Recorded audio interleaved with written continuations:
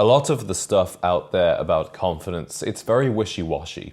It's all, say positive affirmations in the mirror, practice self-love. But I know as well as you know, that kind of stuff doesn't really help anybody. So I decided to make a video about confidence with 5 actionable steps that you can actually use. I believe being the person you want to be will help you with your confidence, but it's also a skill in of itself. I've met many successful people in life who actually had very low levels of confidence. So in today's video, we're going to take a look at both the internal and the external things you can do to enhance your confidence and stop sabotaging yourself in this area. Hello, my name is James, and I'm on a mission to create a generation of gentlemen. The first thing you should do to stop sabotaging your confidence is set actionable goals. A confident man is a man on a mission. A confident man needs to have a sense of purpose and drive, something he's working toward. How can you be confident if you drift about in life without any clear sense of direction, without trying to accomplish something significant? Think about a character like James Bond. To many men, he exemplifies confidence. I believe that a large part of his confidence comes from his deep-rooted sense of purpose. Bond is always on a mission. Now, your mission doesn't need to be as grand as saving the world from an evil overlord. It can be as simple as taking care of yourself, taking care of somebody else, or fulfilling your duties and responsibilities, even if it's as mundane as walking a dog or watering a plant. So as an action point to become more confident, I want you to set one attainable goal with a metric that you can track. A really easy example of this would be to lose 5 pounds. You can track the metric of your weight going down every single week. Or your metric could be the amount of effort or time you put into something. For example, if you've decided to start a business or a side hustle, I don't know if you're going to make any money in the first few weeks, possibly not. But your metric and your goal can be to put X amount of hours of work into it every single week. The second way to stop sabotaging your confidence is to fix your appearance. When we look better, we feel better. It's one of the reasons I'm so passionate about men's style and grooming. Because if you aren't happy with the way you look, it's very hard to feel confident. Think about an environment that many people would find intimidating, like walking into a crowded room of strangers. If you feel that you look good, you're happy with the way that you are dressed and you've presented yourself, you will feel much more confident introducing yourself to new people than if you felt like you didn't look too hot, you hadn't really worn the right thing for the occasion, and you hadn't had a shower in 2 days. So there is a big difference in your confidence when you know you look good versus when you don't. When it comes to looking good, there are some things that we can't change, like our height. However, there are many things we can change, such as our clothing, our hairstyle, and our grooming. One thing that I believe many men are overlooking when it comes to their appearance is skincare. And that's why I'm excited to have T. Chanley as the sponsor of today's video. Implementing a visibly effective skincare routine will boost your confidence in all areas of life. With T. Chanley, skincare is uncomplicated. It only takes a few minutes in the morning and before bedtime to complete the routines and start seeing results. I recommend beginning with their Level 1 system, which comes with a daily face wash, an exfoliating scrub, an AM moisturizer, and then a PM moisturizer. But don't just take my word for it, trust the millions of guys around the world who use T. Chanley, with over 15,000 5-star reviews. And T. Chanley is confident you'll love it too, which is why they give you their handsome guarantee. You either love it or you get your money back, no questions asked. You take care of your body by working out and dressing well. Don't forget about your face too. Skincare might be the last thing you think about, but it's the first thing people see. And since T. Chanley is a sponsor for today's video, they're offering you an amazing deal. Save up to 40% on your first box today and get a gift valued at $20. Plus, sign up as a member and you'll get 20% off for life. By the way, one of our new free gifts is a manicure set, a precision crafted nail kit with 4 grooming essentials. Valued at $24, it's yours for free. You can now find Tea Chanley at hundreds of stores across the US. Click the link below to see the store nearest to you. But if you want the best offer, shop through my link today and start a life-changing skincare routine. The third step to stop sabotaging your confidence is to get over limiting beliefs. I know this one sounds a little wishy-washy, but hear me out. Let me explain. There are two types of limiting beliefs. There are beliefs that we have about ourselves, and there are beliefs that others have about us, which we accept. And Eckhart Tolle has a great quote about this, which I think really rings true. Our limiting beliefs can cause us to miss out on the things that we want most. I'll give you an example of a limiting belief that I'm so glad I managed to get past. When I wanted to start a YouTube channel, initially I just believed I didn't have a big enough wardrobe to begin talking about style. I was comparing myself to the guys like Antonio and Raphael who have huge closets the size of my apartment full of clothes that they've acquired over decades.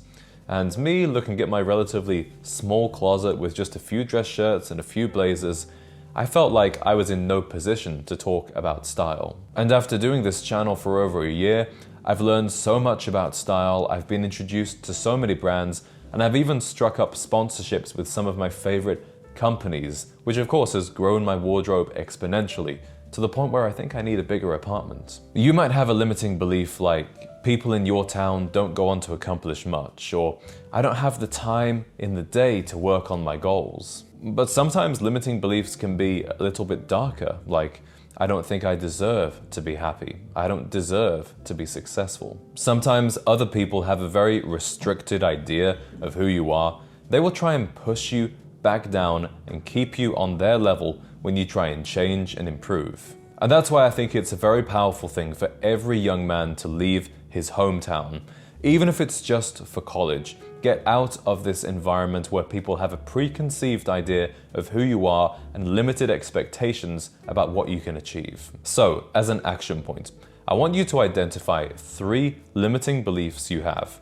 Write each one on a post-it note and find a way to challenge and disprove this limiting belief. Yes, positive affirmations can be useful when challenging limiting beliefs, but I believe this next step is even more powerful. I don't often talk about Alex Hormozi on this channel. He's hardly going to win an award for Stylish Man of the Year, but he has a great quote about focusing on your wins to overcome limiting beliefs. He says, "You don't become confident by shouting affirmations in the mirror, but by having a stack of undeniable proof that you are who you say you are." And at this point, you might feel like you don't have any success, you don't have a stack of proof.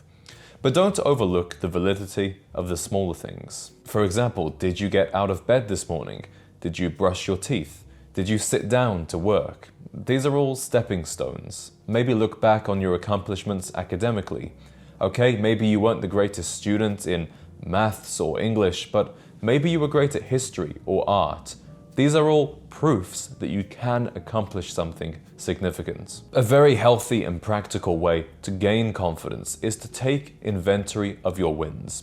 Take inventory of your successes on a daily basis, on a weekly basis, monthly and yearly. On days that have been less productive than average and I'm feeling a little frustrated with myself, I like to think, have I done something today that's put me in a better position than I was yesterday? Some days that might be a significant thing, sometimes it might be tiny, but that feeling that I'm constantly moving in the right direction gives me a lot of confidence. So as an action point, I want you to take a journal. Write down one win that you achieved today. Write down another one you achieved this week, a third for the month, and fourth, one win you achieved this year. Hopefully the wins will get bigger and bigger as you expand the time frame. And you'll see that you have the power to make progress and improve your life. Imagine you agree with your friend that you're going to meet the following morning at 7 a.m. to go for a run together. You wake up 6 a.m., brush your teeth, get your running shoes on, drink some water, and head out of the house to meet them in the park like you agreed. You get there at 7 o'clock and they're nowhere in sight. You wait a few minutes, maybe they're running late, after all, it's quite early. Still nobody around. It gets to 10 past 7, quarter past 7, and you start to think, you know what, they're not coming. I've tried calling them, I've texted them, no reply. I guess I've got to just go on this run by myself. A couple of hours later, you're back home, you've had your shower, you're sitting down to work, and they finally text you, "Oh, I'm so sorry, man, I missed this morning, I overslept. How about tomorrow at 7? How confident would you be that they are actually going to turn up at 7 the next morning? The answer is likely not very confident. And the same applies to the levels of confidence we have in ourselves. If we tell ourselves that we're going to do something and we consistently fail to do, then we break our own promises and we diminish our trust in ourselves. To be more confident, you have to prove to yourself that you are who you say you are and that you will do what you said you would do. To put this into practice, start with small promises. Start by setting habits that you agree with yourself you're going to follow through on.